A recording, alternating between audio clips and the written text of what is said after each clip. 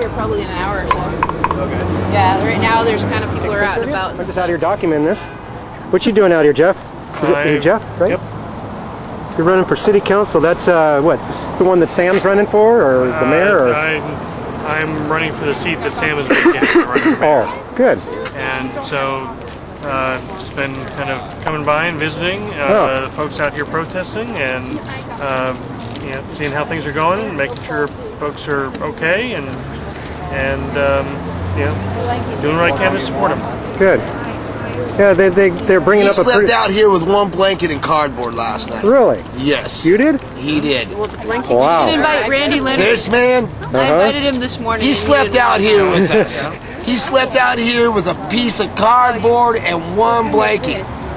Well, then you kind of get a first-hand account of what it feels like to sleep outside and on a hard cement sidewalk. And he didn't look anything like this last night, so anybody that went by, even a cop or even any of the other city council members, they probably thought he was one of us. They really probably thought. Well, in solidarity, I think you are. Yeah, and you know, I was out here after my last event and came to visit, and you know, they extended the invitation, and so I kind of said like an invitation into somebody's home, and that's pretty much what it was. Yeah. They fixed me up, and I slept nice. pretty good. Good. It's a community. Yeah. And they're people. We're all people. Absolutely. And these are serious concerns. Absolutely. And it's not just something that goes away or disappears. You're absolutely right. It's for real. Well, and that's, you know, as what you're saying is a community of folks getting together and saying, look, these are our needs, and they're organizing for it. Yeah. And they're you know, making the demands on the system and to the folks that have the power to do something. And I'm running because, you know, I want to make a difference, and this is definitely one of the issues I want to make a difference on. Well, I'm impressed. And I appreciate people that are running for political positions that have compassionate heart and understanding about human rights and civil rights and such like this. So it's nice. I'm wondering, like, what is your solution to all this? Like, we're not interested in a Band-Aid. We're not interested in something short-term. We're interested in something that's going to like be sustainable and lead to non-dependency but interdependency on community, and that's going to create wholeness and health in people's lives. Not like continued dependency on a fucked up system, pardon my French.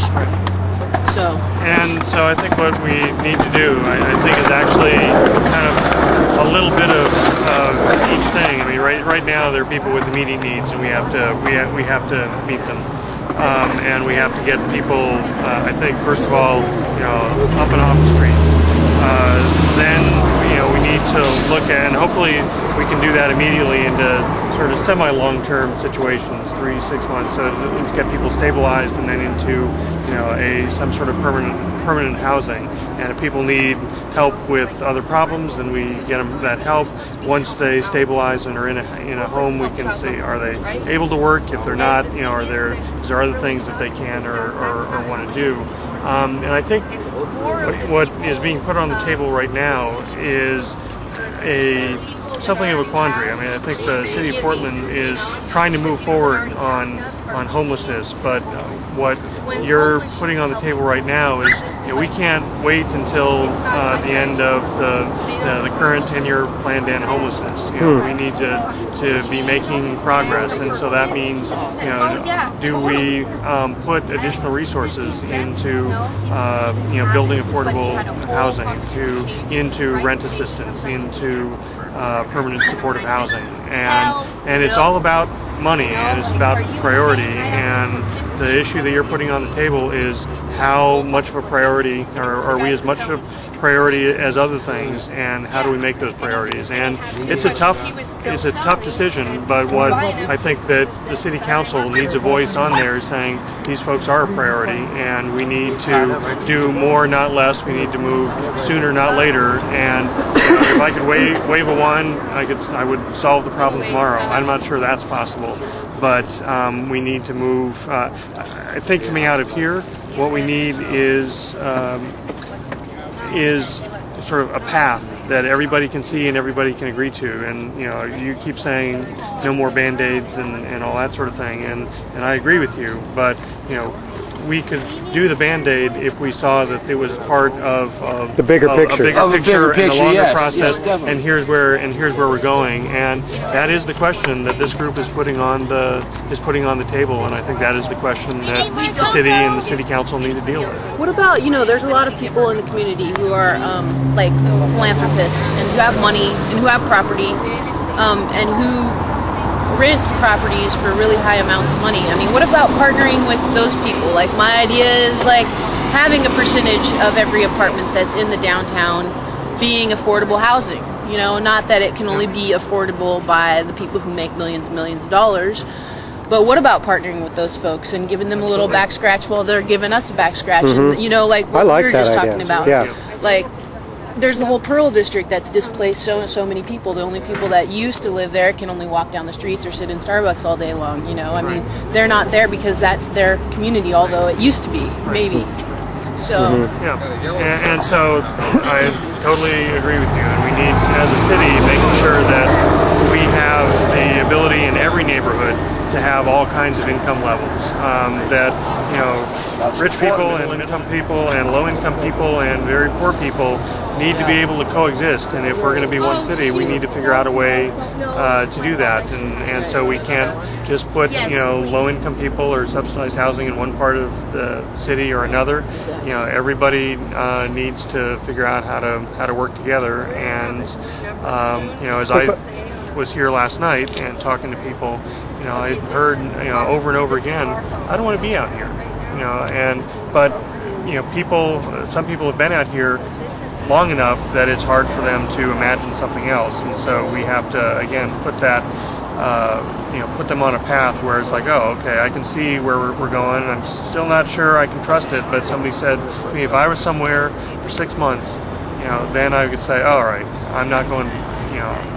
I can avoid the street, and I can start to work on other issues. There's hopes and there are paths and there's ways. I have a question for you. Being that a shelter, is temporary and transitional, and that there's less than 10 years technically to end homelessness on a federal mandate. Do you see yourself a shelter, typical shelters of the way they're ran now, as a Band-Aid? I mean, it's not a solution. And with a $30 million project underway for a ultra shelter, perhaps, why are they? Wow, $30 million Band-Aid, huh?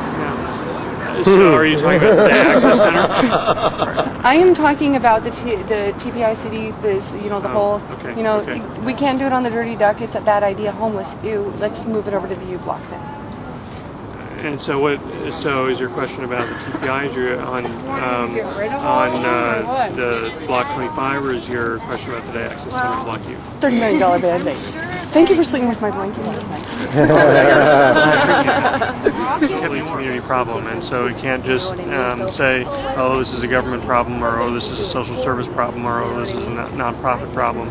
This is a community problem. So government needs to work with business, needs to work with nonprofits, needs to work with service providers, need to work with the people who are dealing with homelessness themselves. And I think it's only through there that we're going to figure out solutions that are you are involved not. with any other city council stuff besides just running? Are you kind of Right now, that's a big enough project as it is. Got a family? I'm married. Married? Okay.